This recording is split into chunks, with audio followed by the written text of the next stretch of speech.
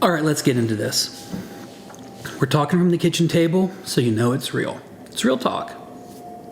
Anyhow, I want to take a minute and talk about something that some people know, some people don't know, but if you're a younger person or you're just getting into making your art and trying to make a living from it, or even just trying to show it, you kind of need to know a few things. And one of those things is to be very careful about vanity galleries. Here's how it works. You'll get an email from somebody, from a gallery you've probably never heard of, you've never seen any kind of review of the work in, you've probably only heard it kind of mumbled about, or you've walked by it in Chelsea or some kind of fashionable place. And they're going to write to you and they're going to tell you, we've really looked at your work really carefully and we think it's great and we'd like to offer you a show. Email us back for more information. That sounds pretty great, you know, but it's a scam. Here's where it goes. If I get a letter like that, no matter what, I'm going to respond to it because that's just kind of taking care of your career. It could be something really special. They just wrote you a bad email. That email will come back to you. We want to show your work. It's going to cost you this much. You'll get X amount of wall space. We will select 3 or 4 of your works of a reasonable size or whatever.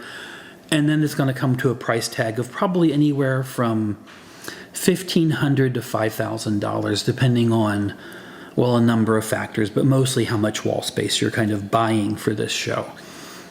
These are called vanity galleries. Vanity galleries are kind of, well, to be really blunt about it, they're the bottom feeders of the art world. They're going to sell you a dream, they're going to charge you for that dream, and then they're going to do nothing about it, because here's how it works. Let's say a gallery has 4 walls, like any kind of empty building does. They're going to rent 4 of those walls to artists, and they're going to rent them from anywhere from, like I said, 1, that's really rare, $3,000 to $5,000. So you've got 4 artists every month giving them anywhere from $3,000 to $5,000 each. That's anywhere from what $15,000 to $24,000 in that range, you know? That's enough for the gallery to kind of pay its nut, pay its people, make a little profit, and do it again next month. It's a really bad habit for an artist to fall into, and it's going to do nothing for your career. So, what are the cons? Let's talk about them again so you hear it in a point-by-point statement. It costs you money to show. It should never really cost you money to show. It's going to cost you a lot of money to show. It's money you should just be spending on time for yourself and art supplies. They're going to do nothing for you to sell your work. Now here's the thing. Maybe you sell a piece. Maybe it's to a friend who wants to help support you.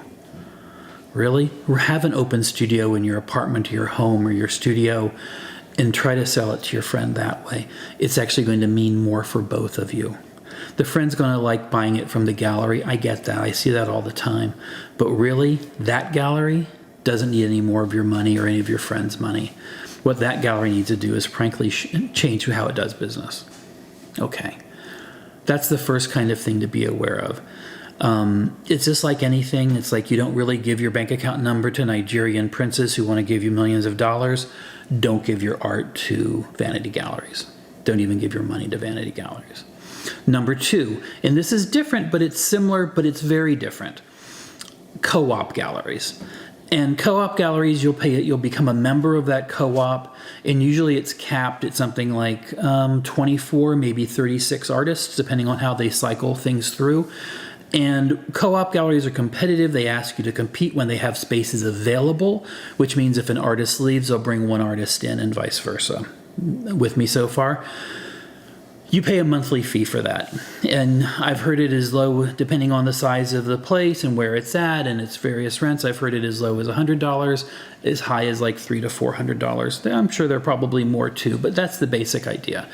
And while you pay to show there, it's different. And it's looked at different because it's competitive to get in.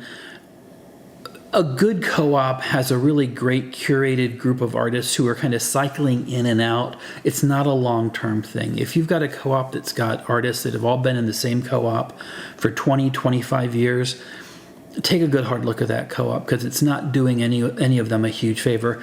A co-op is kind of a stance that you might go into for a few years, maybe 5 years, maybe 8 years, before you slide into more commercial galleries. It's a way station along the way. They're not bad, and you've seen a lot of great artists show in co-ops. I know that, if I'm not mistaken, Alex Katz has shown in a co-op, Philip Pearlstein has shown in co-ops, real artists doing real work. This is just part of their path. But it's also not a path that they stayed on for a long time. So like anything, do your research. Most co-op galleries are really good galleries, and they're really serious about the work they show, and they show really serious work.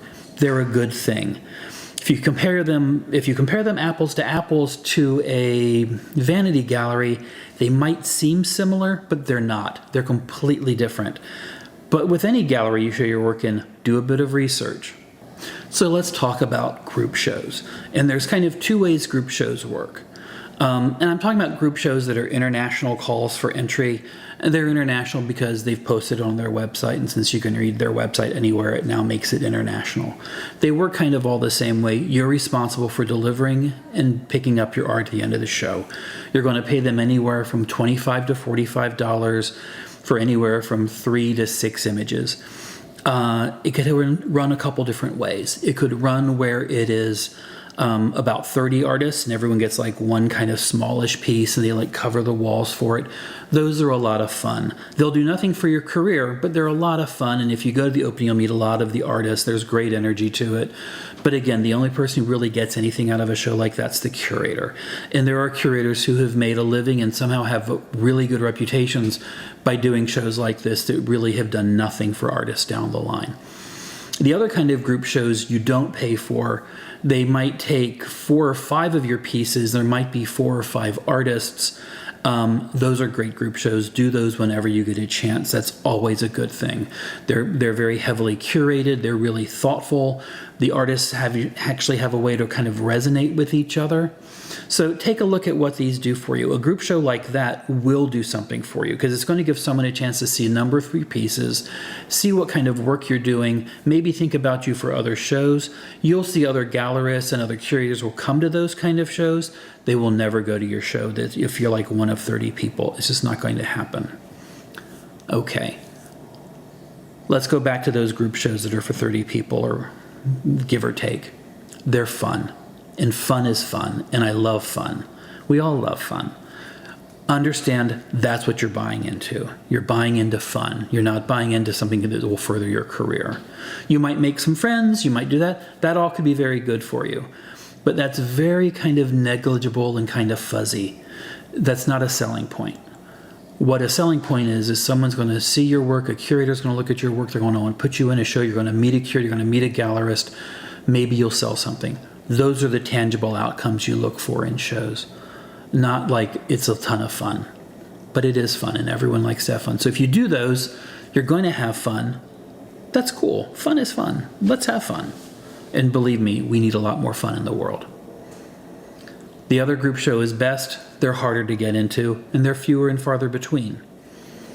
Now, on this, there's one other thing to be careful about. If a gallery is hosting 2 or 3 of these kind of $45 an artist extravaganza kinds of shows a year, that's a gallery that's kind of refiguring out what it does or is in money problems. Be careful about them because realize, do the math. You've got 30 artists, you've got $45. They've probably turned down 20 or 30 artists. So they've made some money for the month on that and it's probably helped pay their bills. Again, shows like that, they don't have a whole lot of desire to sell your work. So it's up for you to like bring in a friend. And who wants to bring in their friends to sell to them? That's what the gallery is supposed to do for you. Never get it confused. The gallery is supposed to sell your work. You're supposed to do the work. At the same time, if you have collectors and you have people, use your mailing list and tell them about these shows. Because that's a good thing too. And there is a symbiotic relationship between gallery and artist you have to pay attention to.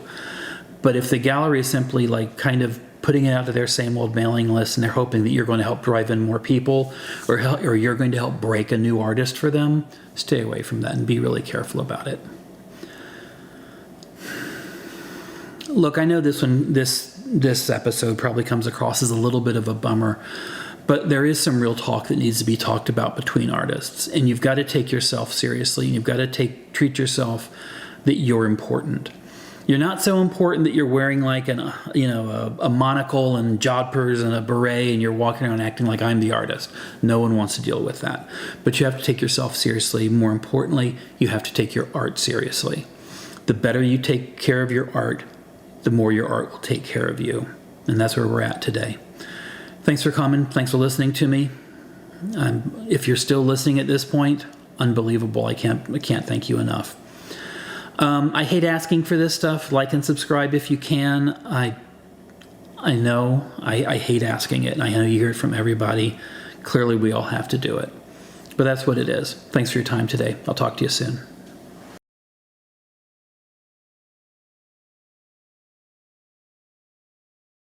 You know, people who collect their rejection letters from these kind of things, are they really doing themselves any good? Or is it some kind of weird irony? I don't get it.